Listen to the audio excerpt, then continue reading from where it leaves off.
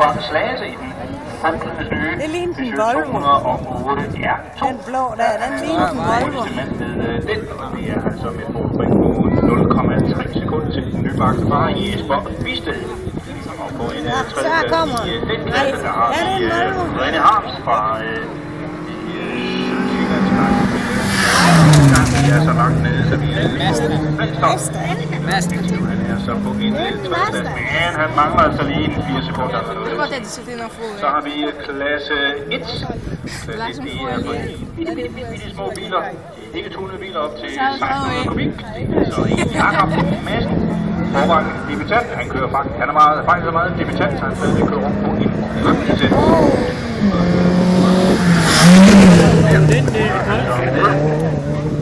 Ikke meget.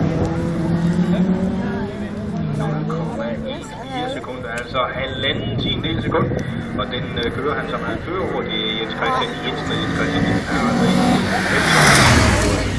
som kører godt nok. Var det helt og så er der selvfølgelig de helt gamle, og den er det naturligvis ikke bilerne, jeg tænker på, men kørende. Nej, det er naturligvis også der har vi Niels Jørgen Jørgensen i sin Opel Manta, som han kalder Magic Evo 6.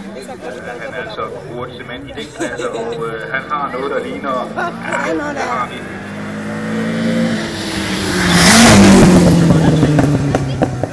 forspring i forhold til manden på anden-klassen, som er Jordi Simonsen fra Bading. Og det er jo netop nogle af de historiske biler, hvor de kører, ejer, hvad ved jeg, som kendersmæssigt mod den bag, som vi allerede har på banen her. Vi lagde ud med startnummer 48, Britta Sørensen, som det gik for, at hun kører i